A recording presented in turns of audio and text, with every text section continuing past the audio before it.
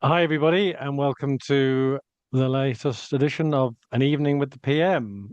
I'm really pleased to be joined by my friend Joy McCann today. Hi, Joy. Hi, so nice to be here. It's so good to have you. I've heard Joy speak a couple of times. I'll just introduce Joy for the viewer. So Joy is a Norwich-born missionary serving in Kenya with the Vineyard Church movement. So your story, which I've heard a couple of times, is so profound. It's after spending, was it 13 years housebound with Yeah, chronic fatigue, yeah. you experienced a remarkable healing that just transformed Mm, your life, and yeah, it it, it revived a childhood vision, didn't it, that God had given mm, you about serving in Africa. yeah, And so it's just such a joy to have you and to know that today you're working with the Trinity Vineyard Church in Kenya. You lead yeah, worship and you disciple women, support community projects, which is just amazing. And I guess you're witnessing the things that you once saw in prayer during that really difficult time. So thank you so much for joining. I want this to be a conversation that hopefully people can be really inspired by, as I certainly am. And so take us take us back to the start then. So tell us what first happened in those really difficult times, and how that was back then, and what that meant for you in those times. yeah. So when I had just started high school, I was then starting to feel very unwell. I had a lot of like dizziness, fatigue, headaches, gut issues, just feeling really poorly. And like I couldn't do much. I almost fainted several times. And there was just a lot of confusion over what it was. So I was told at first that it was allergies because it coincided with me having very bad seasonal allergies. And I just had a bout of really bad sinusitis.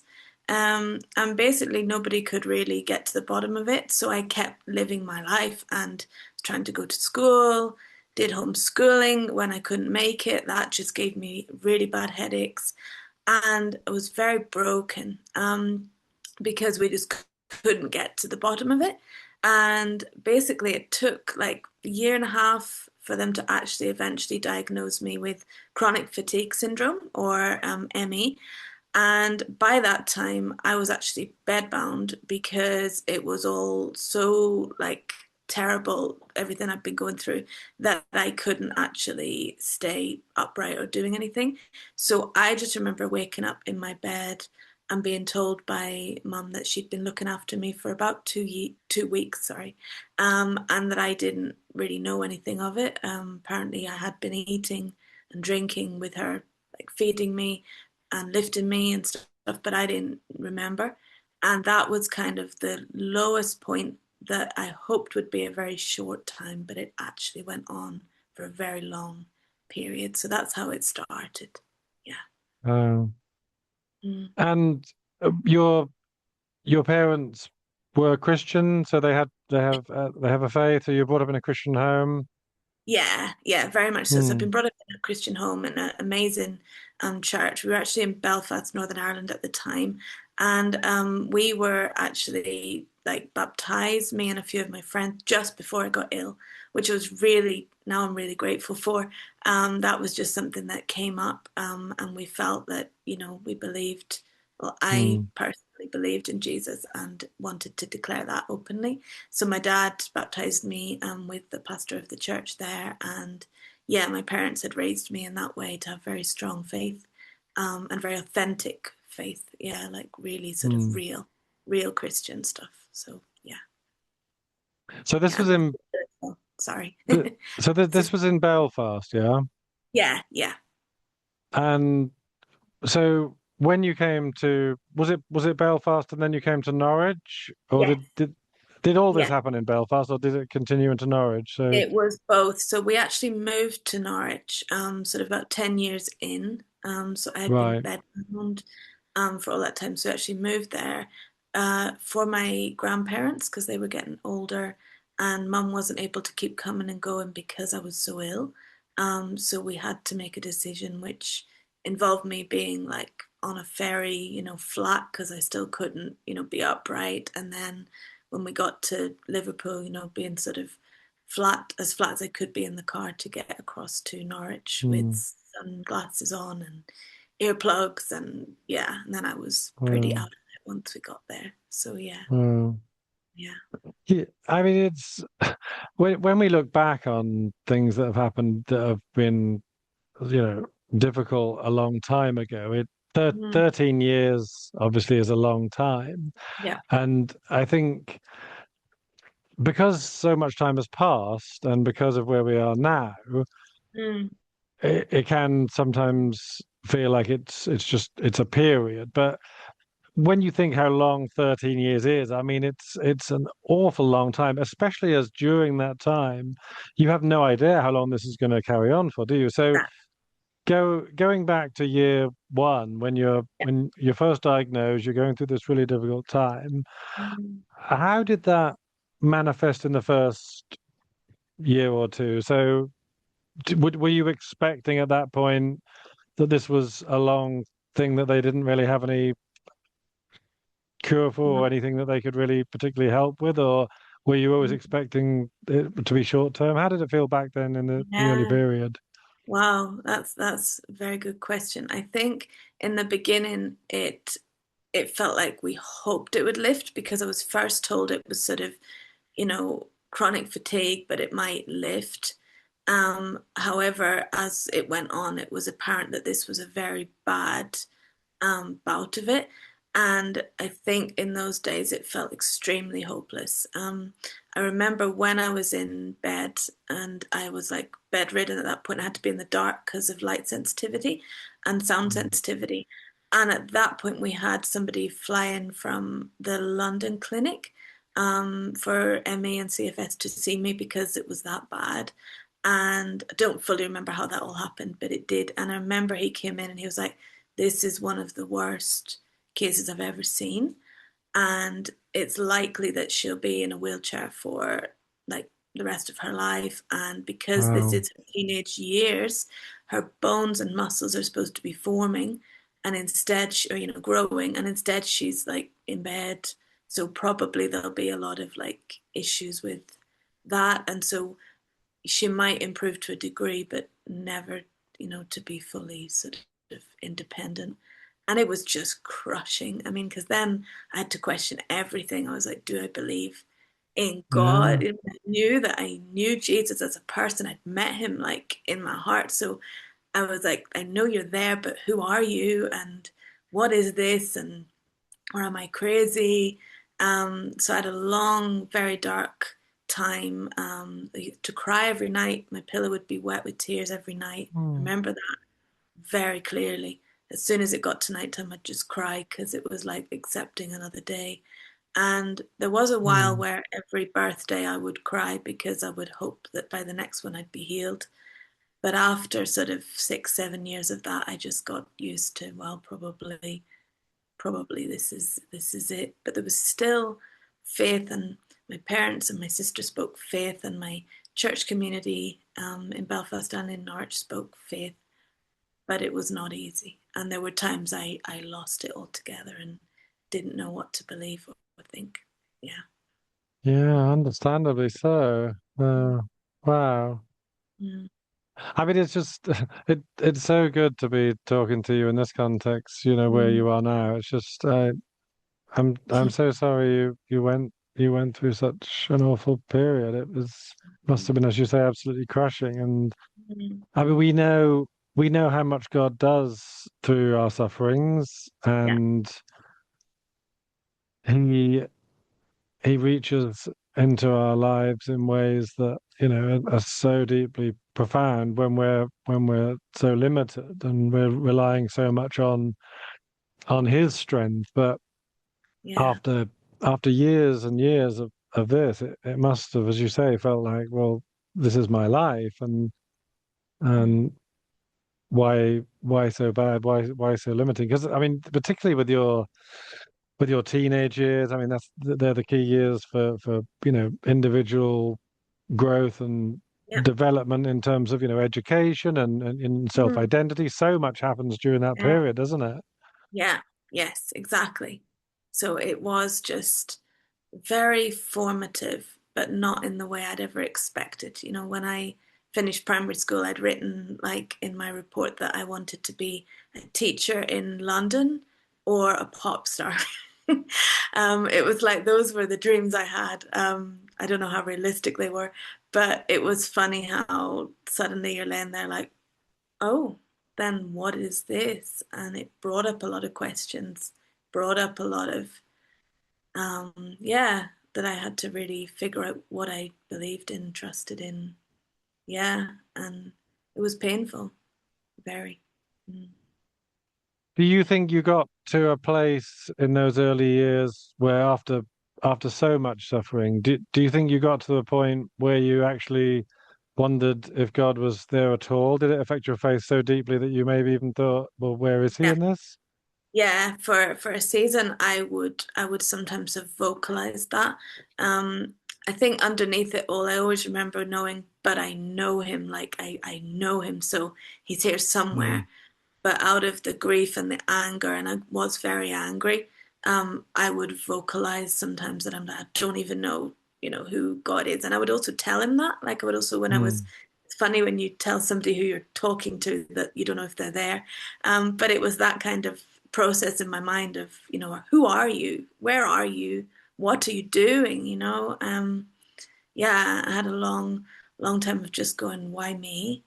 And what's this? And yeah, I was quite a high achiever in primary school as well. Like I was one of those sort of I'd want to do everything in school particularly. So it was just a knock on all of that as well. Um, mm, yeah, sometimes I think we can have pride as humans and think we can be all and do all and know all, only to find through a circumstance like that that we can't. And then what? mm. And Yeah, that's where I was. absolutely. Yeah. So throughout the period of intense suffering, then, Mm, tell me about the change in mentality for you in terms of did the doubt potentially of the faith, did that happen quite early on, or was that after years and years? When did yeah. that happen? That was quite early on. That Mm, was, I think, came from a lot of the shock yeah. and trauma and the intense pain I was in every day as well, because I just was in pain every day. That became my norm. That it was just like Mm, every day I'm just in pain. So that was quite early on. And then there was a point, I think it was about 5 years in, where I started to have these like what I now know were visions, but basically at the time just have pictures come into my mind of Africa, um, which wasn't really something that, I had thought about before then. I always knew Africa was there, but it was very interesting how I actually started to see pictures of myself in Africa. So I would see myself preaching, myself baptizing people, um, I was with some children dancing in like traditional African clothes in one of the pictures. And then sometimes I just see Africa itself, like people walking with pots on their head, little market stalls, a lot of sort of beautiful sunrises, sunsets. And I'd be like, what is this?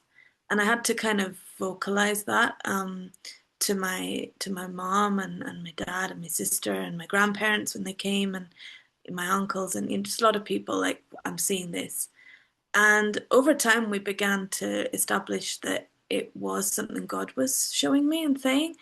And I started to just continue to ask him, hey, if you're really here, show yourself to me. And those things would keep coming. Now, I was so out of it a lot of the time that I don't really remember how it came. It came and went. And I think sometimes I thought, am I hallucinating? Am I crazy? But I think the only contacts I had for Africa were in primary school. We sponsored a little girl, our school sponsored a girl called Kenya, through Compassion, and that was very interesting. And then in high school, just before I got sick, one of the music teachers brought us a song from Africa in Swahili, and we used to sing it and learn it walking in the light of God, in the translation to Swahili. And I was like, oh, that sounds interesting. So it was just like, what is this that's building? And what were these little nuggets that were there before?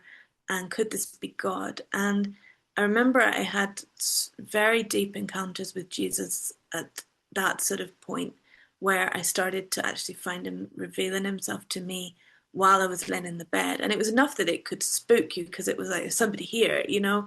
And it was like, but it didn't spook me because I knew him, but it was like, who's that? And one time I remember him saying, I'm going to heal you and send you to Africa. And the brokenness that you feel now is going to be part of how you minister to people there. And another point where I felt that God said, there's a community you don't yet know in Africa are going to be your community. Um, but what do you do with that when you're being told, you know, you've been in a wheelchair and you're ill? And yeah, there was just such an interesting mentality that I had to adopt to balance both those things. Yeah, Yeah. it's such an extreme, isn't it? Because I mean, going to Africa, even for a well person, is a big change of life, isn't it? But for Yes. someone who Yeah. doesn't even know if they're going to be able to live a normal Yeah. life in their own domestic Yeah. Yeah. surroundings, it's so profound, isn't it? Mm. And so, at what point in the journey did you get those clearer words? Did you think was that after how many years? What, 6, 7, 8 years? Do you think? Probably 7 or 8, I would say. Yeah. Yeah. Something like that. Yeah. So And it just even kept. then, you've still got quite a few years more before you're healed, haven't you? Yes. And that was the thing, because then that almost became part of my faith journey where I was like, okay, God, so now I believe you've spoken and I'm understanding that you're here with me and you're saying this, but why are you taking so long? So it Mm, became sort of, why am I ill? To why are you taking so long? To did I did I dream all this up? You know, how could this even happen? And it did used to sometimes be something that I would think about, like, how will this happen? And I don't have schooling, you know, because by then high school was starting to finish up. You know, I'm hearing my friends are graduating, and I'm just there in bed with none of it. And yet this vision, that was very beautiful, and it gave me this very strange sense of his presence. Anytime I think about it, I had this sort of joy in my heart that I didn't understand. And it was like suddenly the days didn't feel so long if I dwelled on that and prayed. I used to pray for people I didn't even know, you know, just pray for whoever's there that I'm going to meet. And then in my head, I'm like, but you're not going to meet anybody because you're. So it was just, yeah, it was crazy. And it continued to intensify. Um, we had to do something called pacing, which is advised, I think, much more nowadays for ME and CFS, where you like introduce little bits of light, short activities, so that you don't just vegetate, in my case. And it felt like, or you know what I mean, like just lay there and your body mm, just crumble. So Mum was really, really determined with that, and we had some light brought into the room occasionally where I would scream at the beginning because of the pain in my eyes, but eventually through just little bits at a time, we had a little. And I would then ask to just have a sketch pad and just I would sketch like what I was seeing. So I'd sketch like trees or elephants, or you know, they weren't, you know, Picasso, but they were, you know, they were there. mm. And that used to also come out as the time went on. So that was more towards the 10, 12 year sort of mark. Yeah. Yeah. Yeah, and of course, as amazing as your testimony is, I guess it's also a testimony for the family because you seeing their precious daughter and sister Mm, going through such an awful thing for so many years. I mean, it's absolutely debilitating for the whole family, isn't it?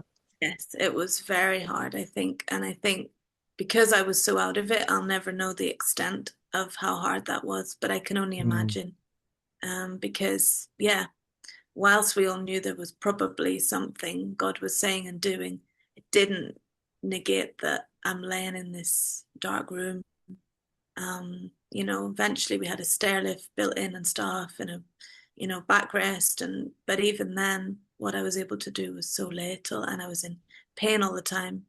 And it took me Mm. days to get over even just coming down the stairs and coming back up again on a stair lift.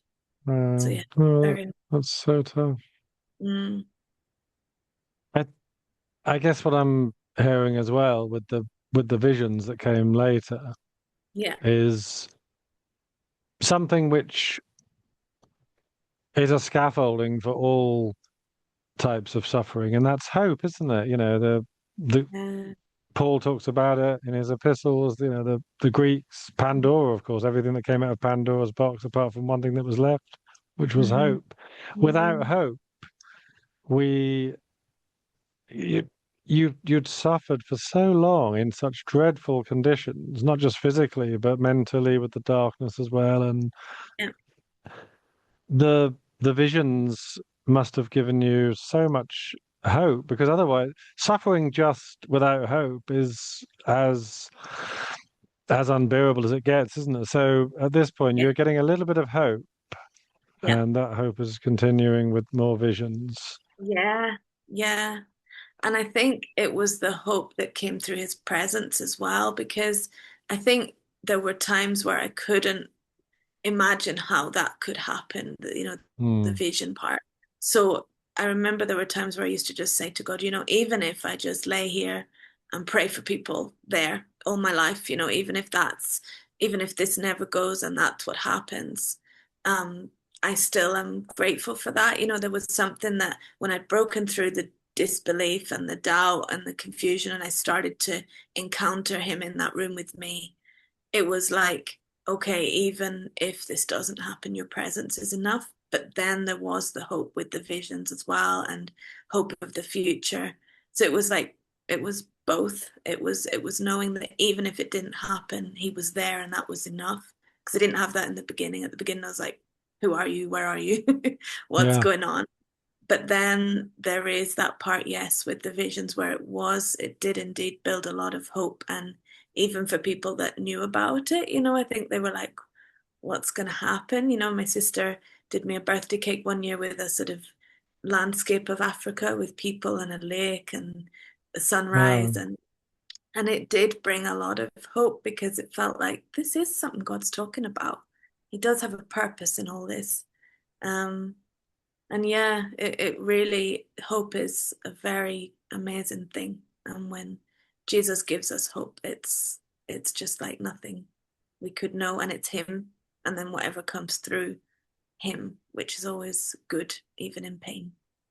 Yeah, Yeah. and of course, as Paul talks about faith, hope, and love, of course, all three are really present here, aren't they? Because you've got the hope, Mm, but you also need the faith, which is part of trusting that this hope will manifest in the way yeah. that you hope, and of course, Hmm. knowing how loved you are as well, Hmm. by Yeah. by God and by the people supporting Yeah. you. I think that's actually an amazing thing you just said there about, because there are people that have suffered for so many decades and haven't ever been healed. And Yeah.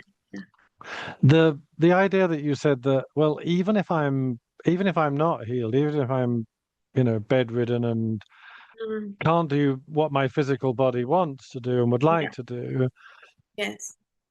I'm so glad you have been healed. But if Mm, you weren't, mm, there is still so much, as you just identified, that you could have done as a disciple, the power of prayer, mm. the Yeah. power of, internal transformation. I'm thinking Yeah. of Hamlet and his King of the Universe comment, about the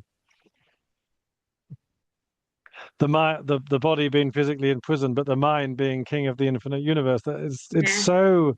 so profound, isn't it? And Mm, mm. you were, I guess, in a sense, prepared to suffer in a Christ-like way, to say, well, if this is my lot, if this is what I've got, I can still make the absolute Mm. best of it for God. Now, I'm not saying that would have been so difficult, of course, and you must have Yeah. felt a little bit, understandably, resentful, thinking, well, why can't I Oh, live the full life that I see others leading? But I think that's a yeah. very, very noble observation and very profound. Mm. Yeah, and I think it was only through the Holy Spirit because I even when you're saying it, I'm like, yeah, why did I think that? It's like it Hmm. sounds crazy, but I think it was through an encounter that I was just going, you're enough, and if this is it, then I will do it. And I think I also was going, maybe God will give me prophetic words for people so that I can even be sending them. Because by then I knew a few missionaries who were in Tanzania. And I was like, maybe I'm just to give them prophetic words. And maybe, just God speaks to me in the bed and I tell them things. Maybe that's what the visions are about. There was all of that. So yeah, like you say, it must have been Holy Spirit, because it is profound, even for me thinking back to that, going, wow, how did I get there? Mm. Remember I did, Yeah. because it was a painful prayer to pray and I cried when I prayed it, but I was like, it's okay, Mm. whatever you want. Yeah, it's amazing. And Mm. isn't there also that profound thing that, because I had a prayer for someone recently, which was given to me about them knowing just how loved and valuable they are beyond what it is they can do for God. It's just, we can do lots for God, of course, but Yeah. just it was a prayer about them feeling so loved in his presence, even when they sleep. And I think Um, the there was so little physically you could do during that time. yes. It was Yes. forced upon you, Mm. and you felt loved throughout the time, which is amazing. What do you think uniquely that you learned during that period? What did God teach you about yourself, and what did you learn about yourself Mm. that you probably wouldn't have learned had you have had a healthy teenage and young adult Yeah. life? What do you think? Yeah. So I think, like, I learned that his love is there regardless of how we feel. So Mm, there was that deep underlying sense of God's really here with me. Um, it did sometimes manifest in different ways where I'd be like, what's going on? I think I learned that God can be there with us, whatever we're speaking out, and mm, whatever we're feeling doesn't dictate the truth that he's there.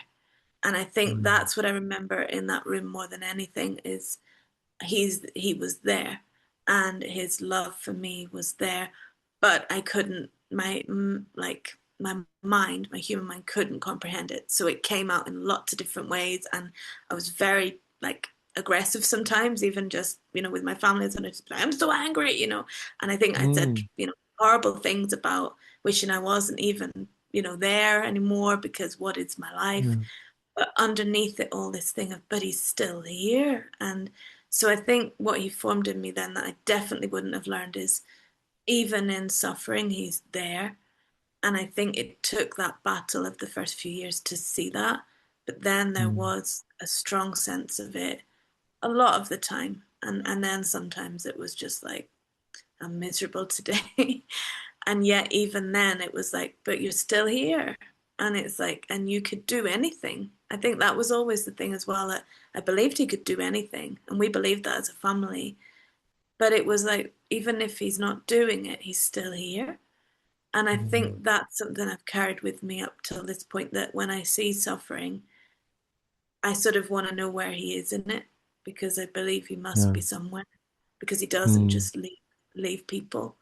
Um, And I think I learned a lot about intimacy with him, like you say, about like being able to just be with him and know who we are, being loved before we even do anything. So kind mm, of realizing that however much I'm not able to do, I can be here and know who I am in God, and know, mm, yeah, that he's with me, and that I'm beloved by him. I think yeah, I think there's a lot of that I learned. And again, it's like I think back and I go, I was so out of it. So it's like, yeah, I remember that part. Don't remember that part so well. Um, but I do remember that he was there in yeah. suffering. And that is the primary thing for us all to know, isn't it? Whether we're healthy, whether we're well, whether we're successful, or in whatever we do in life, Mm, the primary thing for us to know is that he's there, he loves us, he craves a deeper relationship. mm, And also, I think from my experience too, I've been through different periods of suffering, but mm, mostly for other people who've suffered who I love.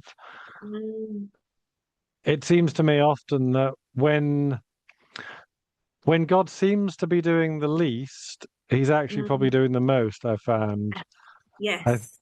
Yeah. I I sort of analogize that with the creative process. I'm a writer and I've written lots of things, and I find that actually some of the best things that happen to our mind creatively are the times when we step away.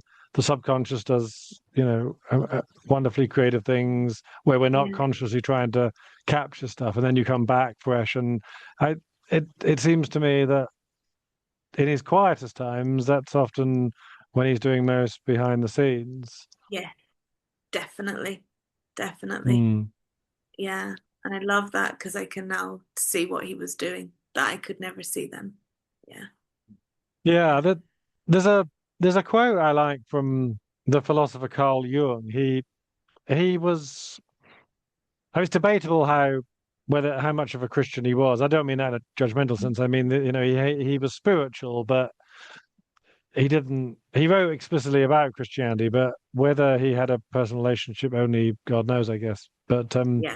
he delved into Christianity quite a bit, and he as a philosopher and a psychologist particularly. And he said, I remember one thing he said really profoundly. He said, "It seems to me that you can't grow a tree to heaven.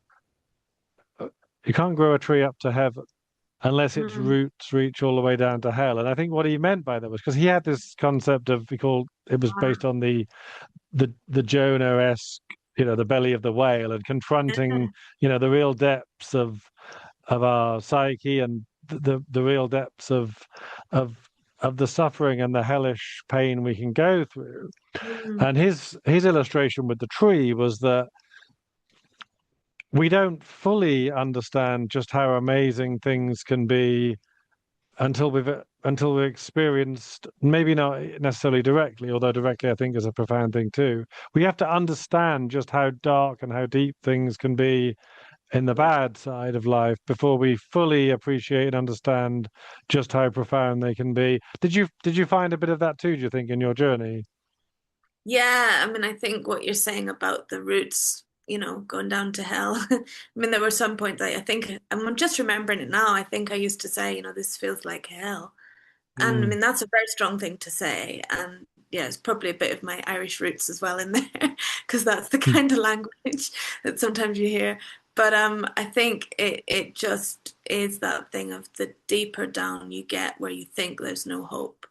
And I think sometimes I wonder whether the length of time allowed me to get there, because had yeah. it just been a few years, I don't know how far I would have got in understanding like that he's still there, even when it's all Mm, gone. But it was like, in a way, sometimes it felt like I was just watching my life just waste away beside me. It used to sometimes feel like that, that you just hear about things that were happening that you weren't there for, that you would just realize everybody's growing up.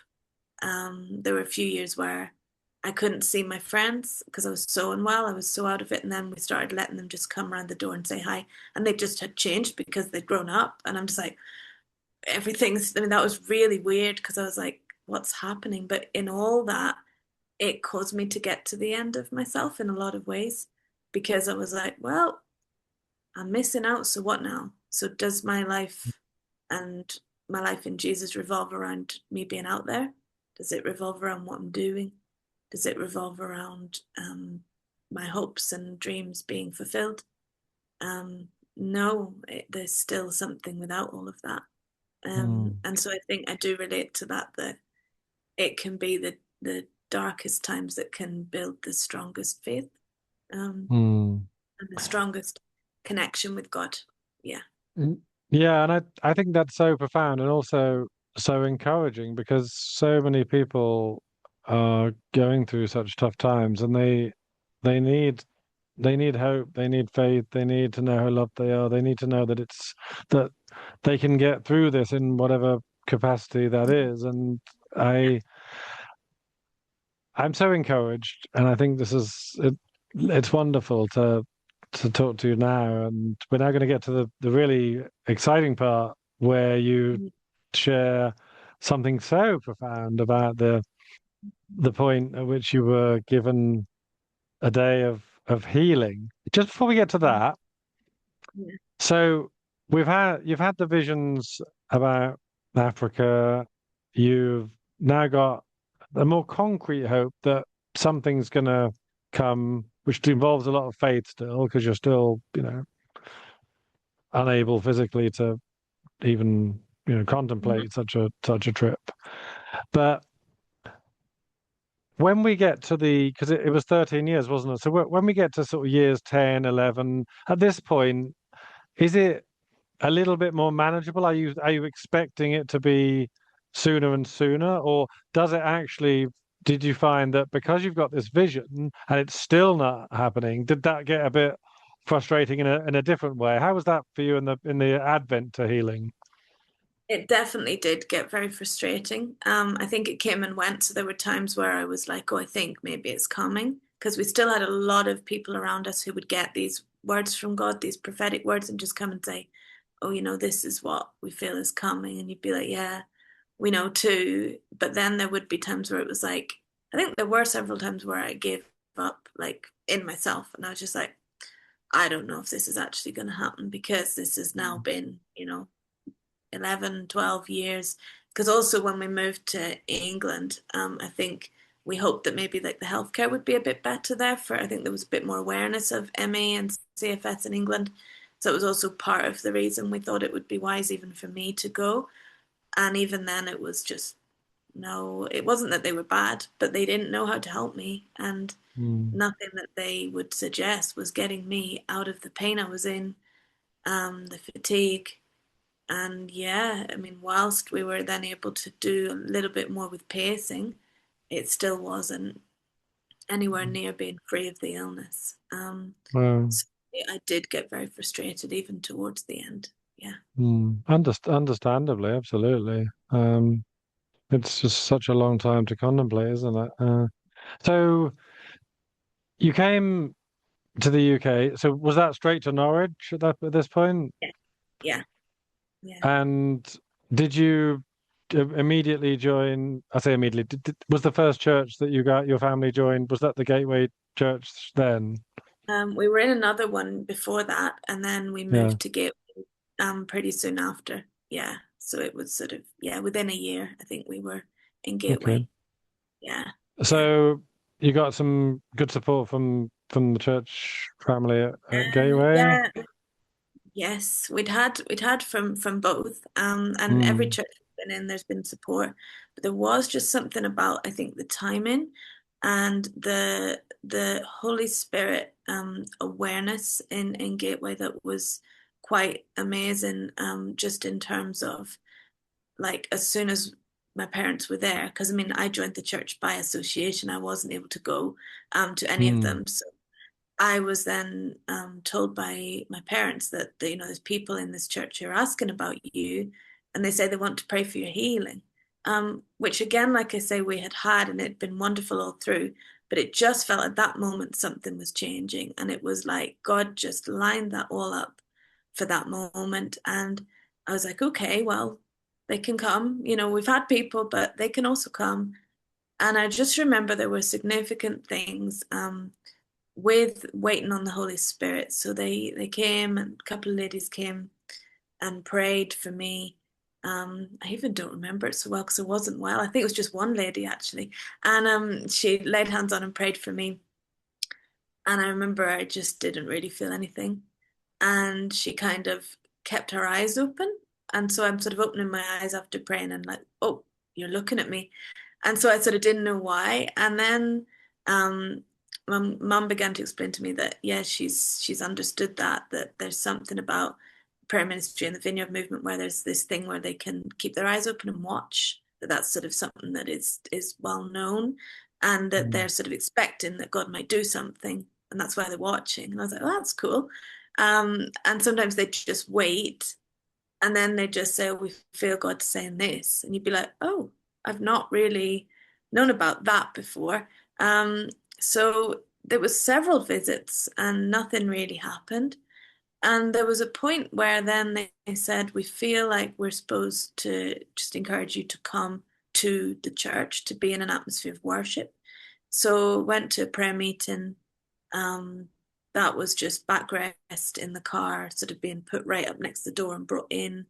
Um, and nothing really happened there. But then when I went to the church for the worship, I think there was a significant thing about worship. So got in, had earplugs, sunglasses if I remember right, because of the light and sound sensitivity, backrest, and just sort of sat inside the door against the wall, like this, because I couldn't actually hold my head up. And I remember it was very loud and I wasn't very happy. And then this same lady came over and just laid hands on and prayed for me. And I remember my arm felt different. And I was shocked because I used to sometimes ask people, like, what does it feel like to be well? I've forgotten. Because I always have pain. So what does it feel like? And I remember there was like this feeling came back in my arm and I was like, oh, okay. But then I went home and it left again. And so I'm back to feeling ill. And I'm like, what's this? And it was basically 6 months of that and very, very persistent prayer under the leadership at Gateway. They were very keen on Joy. We're just going to keep praying for you every time I would get inside the door, which wasn't every week because I would be exhausted the rest of the week because I went. But when I could, we'd go and it would always be get people over there to pray for Joy. Joy's God's going to do, God's going to do something for Joy. And I was like, really? I mean, I wasn't always happy about it. So now I was like, please stop because this is just encouraging hope that I Mm. don't know whether it's really going to get me anywhere. Like my emotions couldn't keep up with it. Um, Mm. the whole time I was ill, prayer was something that I would sometimes be open to and sometimes be like, I don't have the emotional strength for this because if people pray and it doesn't happen, I'm going to really struggle.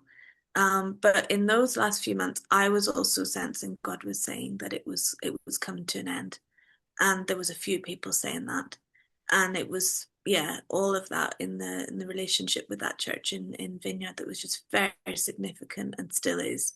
And I remember there was points where I used to lay in bed and I would feel God say, speak to your legs and tell them they're going to be well. And I was like, so it was like, even after the people stopped to pray, there was an ongoing transformation in me. So I used to just lay in bed and tell my legs, you're going to be well. You're well. You're well. And then I'd have to get help to get up, to the loo. But it was like, even then I was still speaking to my legs, you're going to be well. You're going to be well. That was very weird. Like I remember even thinking, what am I doing? But it was again Holy Spirit, I think. And there was another significant point where I remember laying there and I felt like God was like, do you want to be well? And I remember thinking, I don't know if I do, because I've waited all this time, yes. But what's that going to look like? Like, because I could sort of feel it was, there were other times they had prayed. Remember they prayed for my neck once and it shot forward.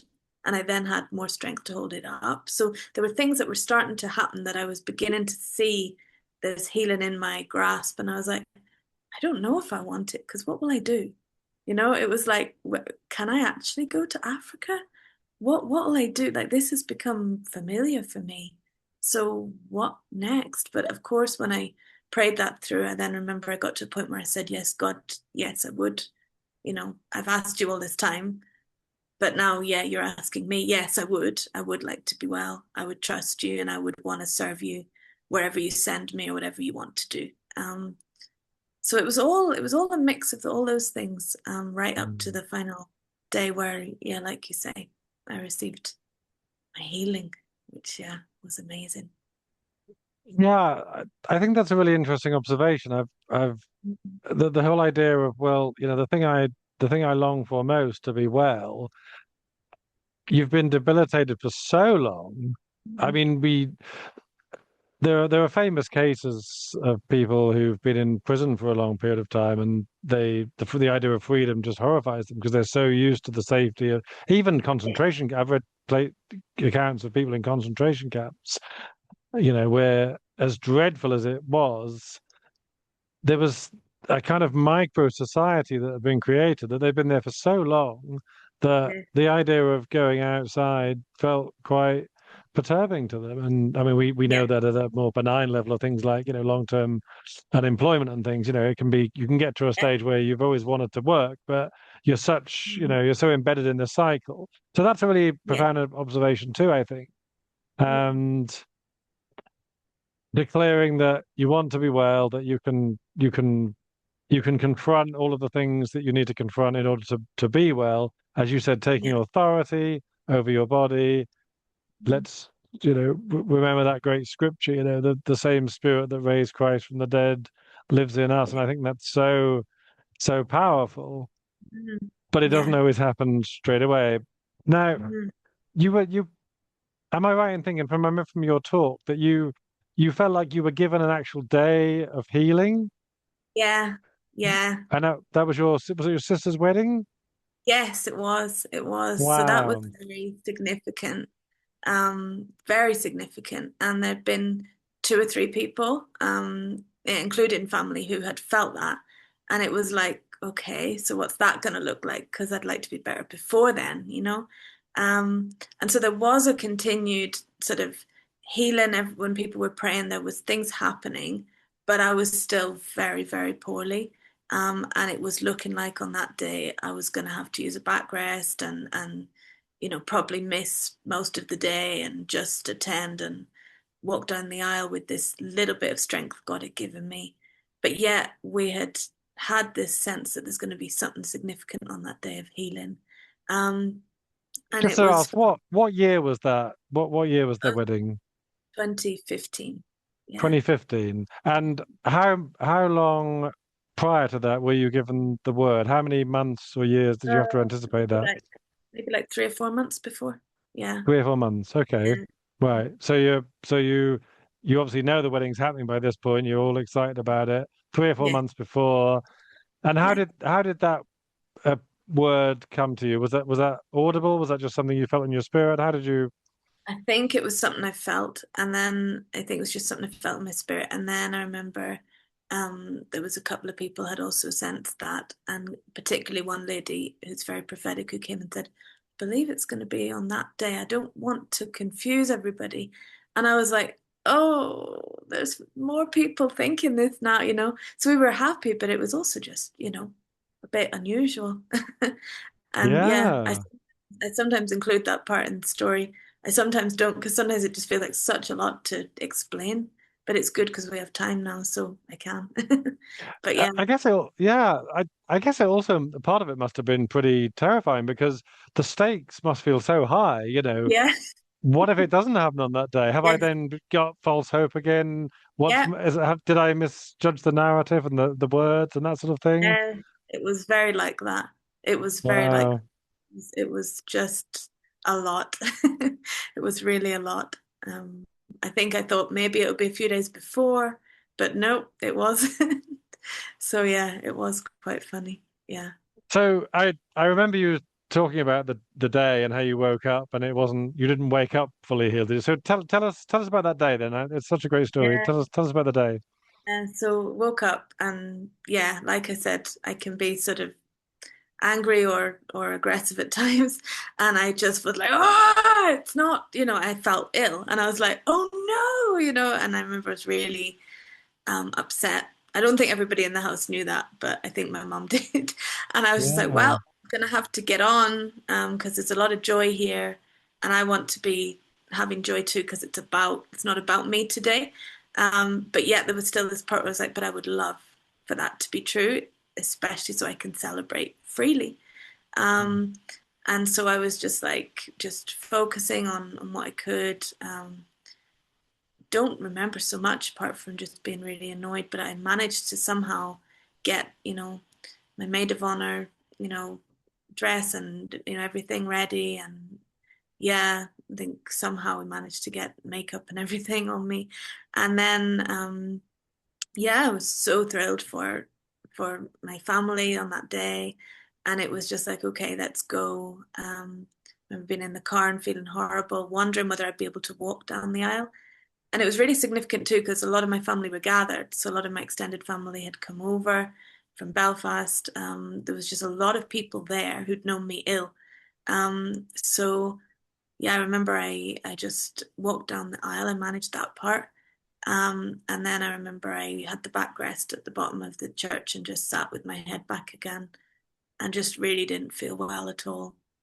And I remember it feeling quite surreal, like, okay, what am I gonna do here? Am I gonna last? Am I gonna faint? What's gonna happen? Um, so then worship comes up again. Worship started, and it was the band, some of the band from Gateway, which was really cool, and some other people. So it was like a whole just celebration of lots of different churches together. And I remember in the worship, I was just sitting there and I just heard these words. So this was the audible part. I just heard, "Stand up, Joy." And it was like a kind voice that I'd not really heard before. So I sort of was like, that doesn't sound like mum. And why would mum say that? So I sort of started looking around like to see who's talking to me. And everybody's worshiping. Nobody's talking to me. Nobody's even close enough to talk to me because I was sort of to the side. And I was like, oh.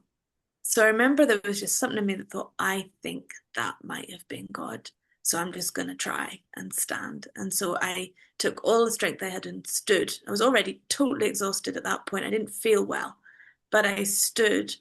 And I remember I just started to dance. And it was like something, I even remember feeling like something left.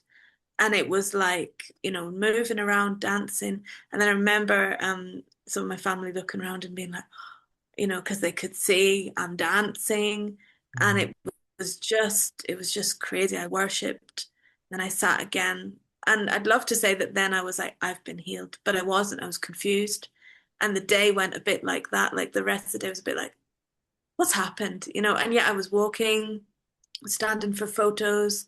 I wasn't having to sit down. The backrest was there. We didn't know whether to leave it in the car or bring it into the reception. So we brought it in and actually used it sometimes in the reception because it was still this thing of, am I, like I'm well, but my mind hadn't caught up. And it was like also just the whole thing of, am I just overjoyed? What is this? But in myself, I knew, but I just couldn't put words to it. So I remember, yeah, I continued through the day. There were points where I was emotional because I think I was confused. There were those points where it was like, did it happen? What's this? But by the evening, I remember I was still dancing. And that was quite significant. And I remember one of my cousins saying to me at like midnight, she was like, what's happened to you today, Joy? And I'm like, I don't know, but I think I'm not ill anymore. And, I would love to have just been so free to say, oh, Jesus has healed me. But honestly, I was so confused. I was just like, I Mm. know I'm well, but what's this? And the next day you wake up, still well. Okay. You walk around, you're not needing the backrest, not needing anything, right? What's this? We had friends staying with us. They were like, what's happened, Joy? I'm like, think think I might have got healed yesterday, and it was just like that, which I think sometimes when we read the biblical accounts, we think it was very sort of, you know, black and white, but I sometimes think there is that part of our humanity that's like, what's happened? What's this? So it went like that for quite a few weeks. I remember my family knew. They were like, you got healed, didn't you? I'm like, yeah, I think so, because it's not here. And I remember what happened in the worship. I testified in Gateway, I think a couple of months in, when I was confident that I knew what to even say. And yeah, I was going for walks, and mum was sort of half expecting to come and have to pick me up halfway because we don't know, what's happened to her muscles, what's happened based on what the doctor said when I was a teenager. Even if I'm healed, are my muscles okay? And yet I was walking. She didn't have to pick me up. I was, I was going around Norwich and getting buses and being instructed by bus drivers how to get a ticket because I didn't know. But I was so courageous because I was so delighted. So I just went and did things myself and learned on the go. Yeah. Yeah, wow. And it must have felt a bit like someone having to come back into society after being away for a while, Oh, yeah. learning some of the things you had. And let's also remember, of course, that at this point, you don't really know what it's like to be an adult, a young adult, and feel well, do you? You were a young girl when it first happened. It's almost like the Yeah. phantom limb syndrome, where someone has the limb and they can still feel their toes, even though the leg's gone. Yeah. It must be quite an astonishing thing to mentally to process, as you've just said so eloquently, what it's like to be healed. My body feels like it's healed, but mentally, this isn't what I'm used to. This is alien to me, isn't it? Yeah, yeah, it was like Wow. that, and it was very interesting as well, different people's reactions, because you could tell some people were just like, "Oh, maybe she just got happy and got up," and you're like, "I could have done that years before if that's all it took." It's like Mm, there were so many different things I had to battle even in my own mind about how to explain it. And yes, like you say, I hadn't been a well adult, so that was the funny thing. I always knew I had a debit card. But I still remember going to the shop and Mama just said, you pay with this. So I just got to the till and I'm like, here you go. And they're like, no, you have to put it on this machine. Then I'm putting it in the wrong bit. Then I'm not, no, I knew the pin, but I didn't know what to do. And they were like, have you not done this before? I'm like, not really. No, it's a long story. And I mm, didn't, I didn't share it. There's all that sort of confusion and anxiety that we have as humans as well, where you want to then tell the whole story. But at that moment, I was shocked that, oh, yeah, I don't know how to use this. Why do I not know? Oh, because I was in bed for all that time. Yeah. It was very surreal. wow. It, Yeah. it's amazing, isn't it? Wow. Um, so you've given your testimony 2 or 3 months after. Uh, Are you starting now to sense, hey, this really is behind me, physically and mentally? You're really feeling like Yeah. that's, yeah. So, Ever since it left. It's just been coming to terms with how to say that. But I think after I testified at Gateway, I think then I did like a few things where there was sort of some articles that were written about me in the Network Norwich paper and things like mm, that. I was able to share it then. And yes, I mean, I've never ever experienced that ever again, that illness and that feeling of fatigue and constant, my eyes used to water with tiredness, even when I'd slept for like 12, 13 hours. I mean, the praise the Lord. pain, Mm, brain fog, I mean, yeah, all of it. I mean, it never came back. It was just constantly trying to get my head around what had happened to me and being, out in the world again. That took a bit of time to adjust to. wow. Yeah. Praise the Lord. That is so good to hear. And I think for me, one of the things that compounds just how miraculous it is as well is that at your sister's wedding, even if you had some kind of healing, that's a lot of miracle, isn't it? Because your body has, it's atrophied. It's gone through so much where it was Yeah. inactive, the muscles, as you say, all of the things that you hadn't been able to physically develop in the same way with all the activity. And so it was like a complete transformation, wasn't it?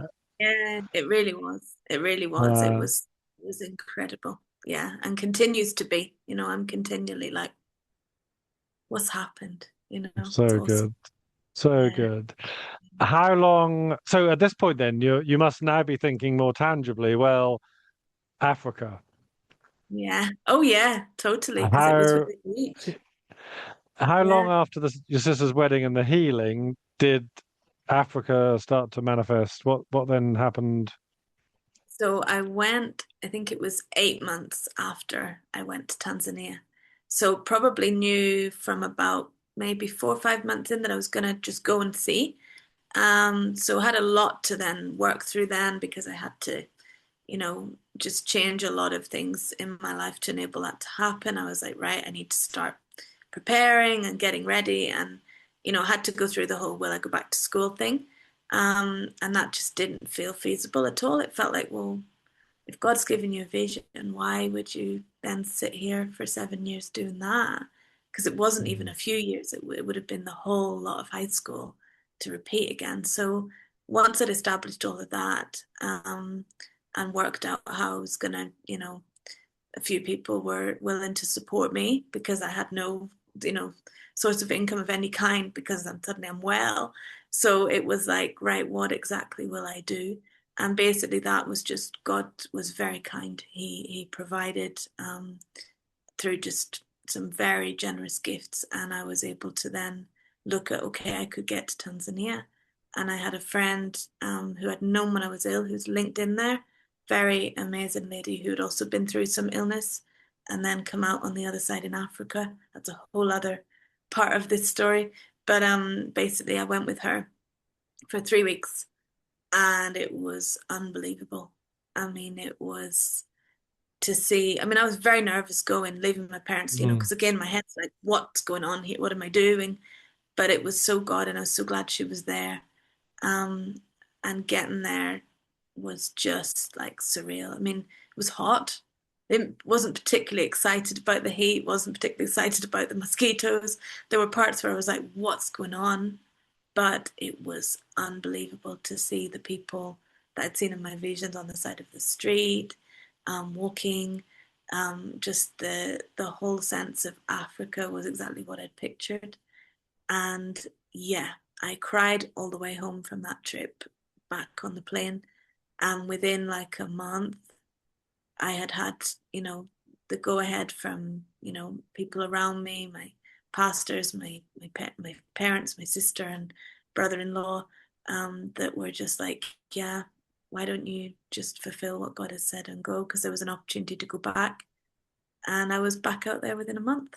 Um, yeah, very crazy, actually.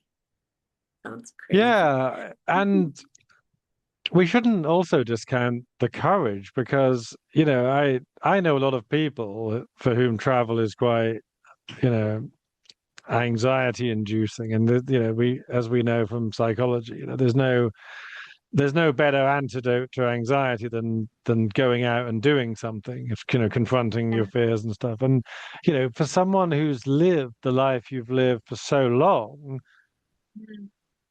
actually Africa within less than a year, it's a Yeah. it's a huge step of courage as well, isn't it? To get out there and do that, Yeah. particularly knowing what you've been through and how physically vulnerable you've been as well. That was the thing, because I think some people thought, oh, she'll get it again. People that didn't have faith and stuff. And I was just like, it's okay. We're allowed to think those things. But yeah, I mean, definitely that was God. And I'm very careful to point out the human parts of it because there were those human parts where at the airport it was like, am I really gonna go? I've been with my Mm. parents for all the time. Um, and yet when I got back home, my family, where they were like, you're going back, aren't you? I was like, well, yeah. They're like, we knew it. It's like there was this understanding that God was doing something. And I think Mm. that's also enabled me to go. And probably that I hadn't been so soaked up in society, like being out there, that I knew what was scary and what wasn't. Because for me, I was just like, well, this is my life. This is what God showed me. So let me do it. And there was quite a lot of that when I got to Tanzania. It was like people say Tanzania was my classroom, which I think it was, because I learned a lot there that I'd never known anywhere else. It was like, well, this is where you learn because I don't know much about adult life, but here I am to learn. So yeah, Mm. it was And I amazing. think it's okay as well to talk about the doubt Mm. element. I'm reminded of a great line by Tennyson who says there lives more faith in honest doubt, even among the Yeah, creeds. I think, you know, part of part of our rational mind and our rational inquiry in life is to have doubts because we ought to question things and we ought to, you know, otherwise we'd be too open to everything and not be discerning and critical enough. So absolutely, you're quite entitled, I think, to use doubt productively and intelligently to think, well, is this too much? Is this something I can do? Is this real? These are perfectly reasonable things, I think. yeah, and I mean, what I love about scripture is Jesus was often, asked questions and didn't tell people, "Don't ask me that." He was very open to that, and I think Hmm. that's something that I've learned through the whole thing of I was able to be really honest with God in my bed. I was able to be honest with God in my healing, like, what's this? And in all of it, he's just there going, yeah, this is what I'm like. Yeah, I'm teaching you. Yeah, you're learning. Because I really had to hold his hand, literally. I mean, I really had to be like, God, you're either there or I'm crazy. And he's Hmm. honestly been there the whole way through in a way I can't explain. Yeah, it's Yeah, crazy. wow, that's amazing. As you know, I think it's so good for people to be encouraged. by this, and I've been in the church building two or three times, at least twice, when you've given your testimony, and it's just been electric. And I think the way the spirit's moving in the room, how inspiring you are, what a wonderful person you are, and it's just I want to start to close by thinking about how further we could use this to encourage people. I mean, you're going to keep giving your testimony, and I want to talk a little bit as well about what Africa's like for you and what you're learning there. But in terms of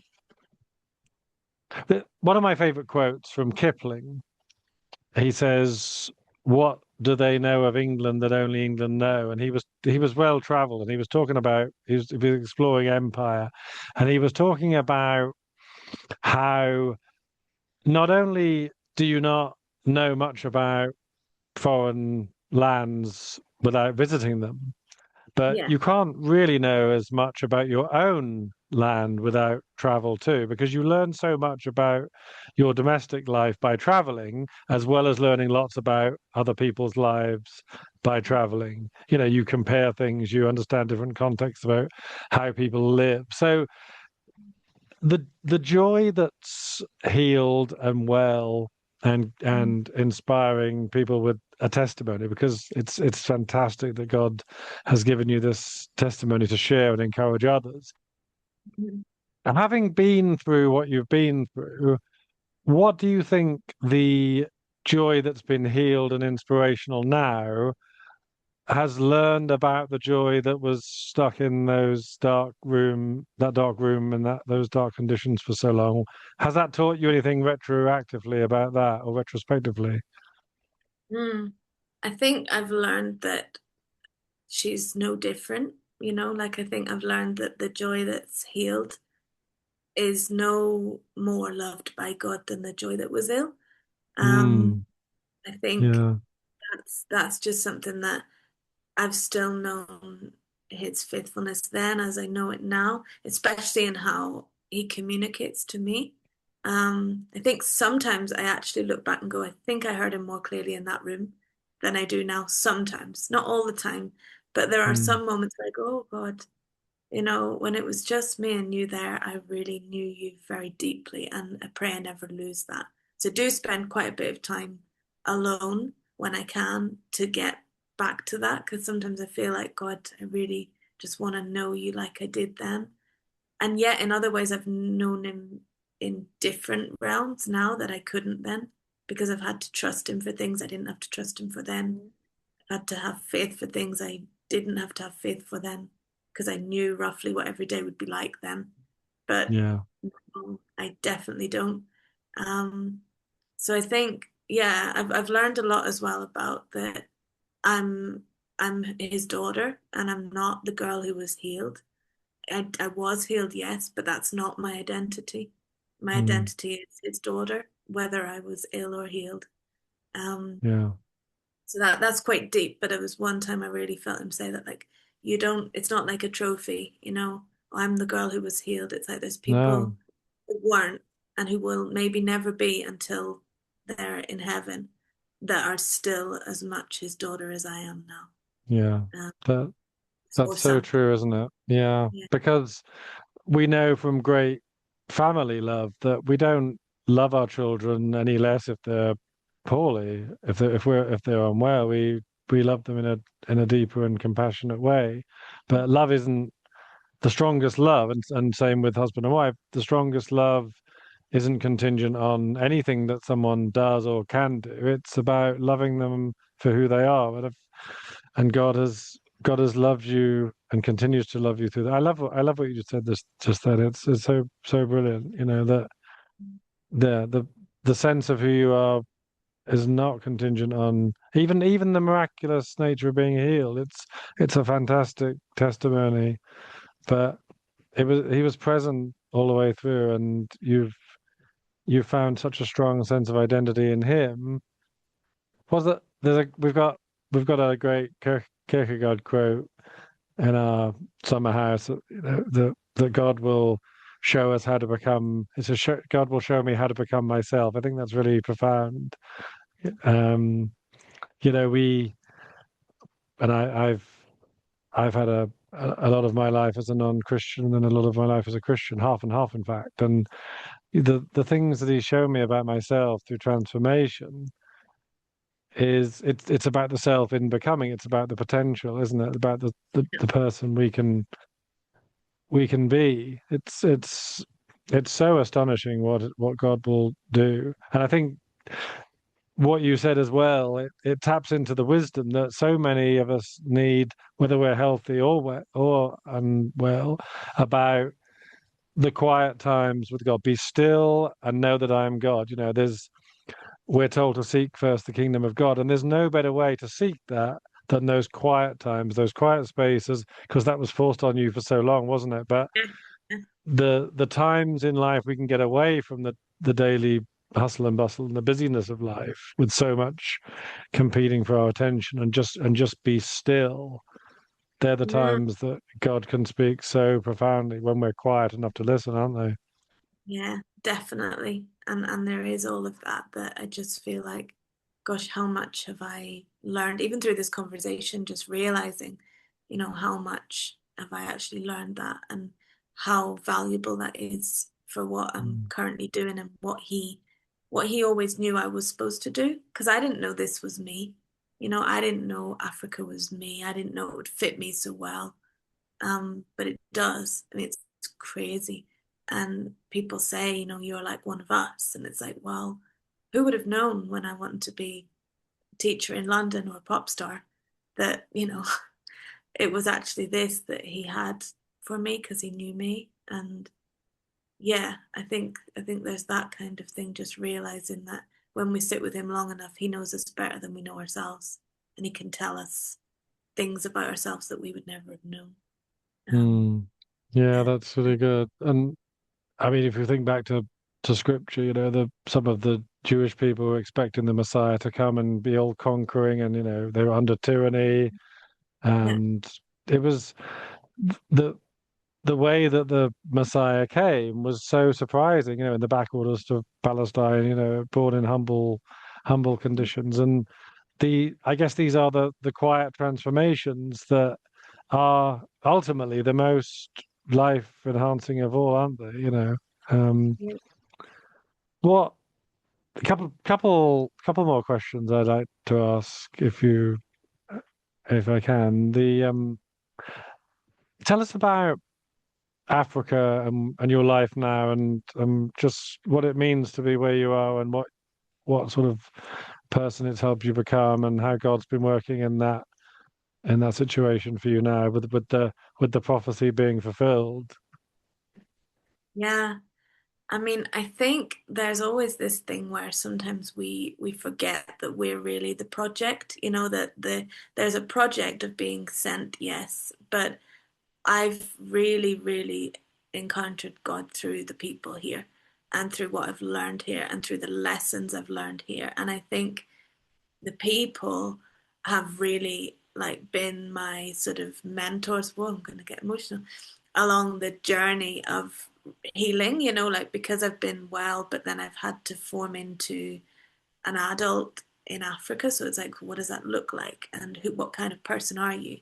And so I think I've learned a lot about community, like being together, whether you understand each other or not, whether you actually agree on something or not. There's this amazing ability, people in Tanzania, but specifically here in Kenya, they really have this ability to just be together regardless. And sometimes you can know that somebody's struggling with something, and yet they're still just sitting there with everybody and being as they are.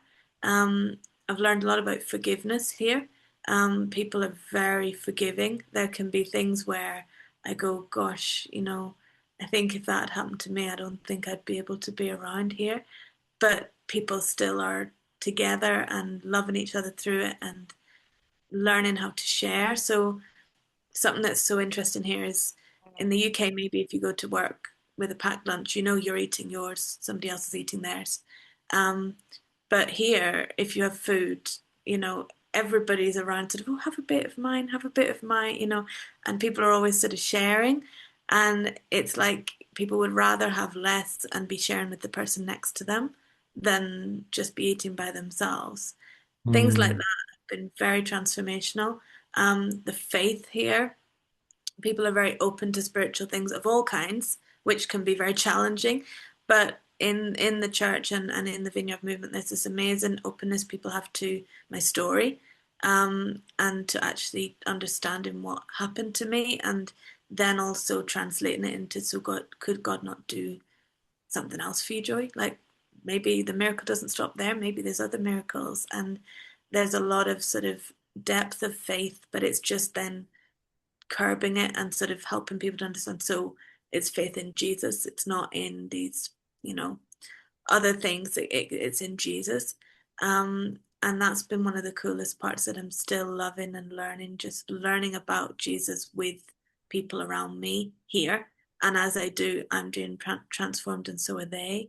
And mm, realizing that while I might look very different, and while, people sometimes call me whiter than white, because I'm the paler version of a UK person, but there's still this thing of we're still very similar in lots of ways. And I think, yeah, in some ways I feel like I've become a lot like the people here, because it's where a lot of my adult life has been. And so that's also just been a really cool thing God has done, where then when there's relatability and common ground, there can be a lot of room for growing and learning with the gospel together, and outreach and bringing it, taking it wider than just here. So yeah, mm. some of the things. That's amazing. And So, it's it's great as well, I think, that, you know, you've got so much ahead of you and there's so much more that God's going to do. I mean, you've had this amazing testimony and you've learned so much on this journey, which has been so tough mm, and so rewarding at the same time. And how exciting that there's so much more that God's going to do. It's I'm excited for that. I'm very grateful. I'm like, how am I here? How did mm, it get to this point where I've been out here now? Like, yeah, I've been well 11 years. So out here, probably something like 9 or 10, because I came back for a bit between Tanzania and Kenya. So yeah, mm, it's remarkable to think there's still so much ahead, and I love seeing what he's doing in the vineyard churches here, and the connection between Gateway Vineyard and Norwich and the church here in Nakuru, and in how we can grow and learn together, and yeah, expand the kingdom and the real, authentic Jesus, in this country. I think I just want to see him raised high as who he mm. really is, and Amen. the humility that he is, that he carries. Yeah, that he's just humble and walks with people, loves them where they are. So yeah. Mm. Yeah, that's so good. I think this conversation is more than enough to inspire so many people. I just want to close with one question, difficult as it may be to summarize, because you've already beautifully expressed, I think, all the encouragement that anyone might need watching this. But uh, there were lots of people, all of us in so many ways, are suffering, going through so many difficult things in life, whether that's physical, mental, whether that's life not working out as people expected or hoped, and so much pain. It's the thing that unites us. It's the thing that brings us together. We all suffer in different ways. And in closing, I guess I'd ask, what would you say to someone listening who's just in that place that you were in right now, or what, all those years ago, that they maybe need a bit of hope, and maybe they're not hearing from God in the way they're Yeah. hoping they would, or they don't have any tangible or concrete vision of if they're going to get physically better or mentally better, or anything like that they're struggling with. What would you what would you like to say to them if they're listening, knowing Mm, what we've talked about with your amazing story? yeah. I think I'm just feeling in this moment. I actually had a different thing in mind to say at the end, but I actually feel in this moment to just say, wait a bit longer, because for me, there were points where I didn't want to be alive anymore. There were points where I didn't see the hope.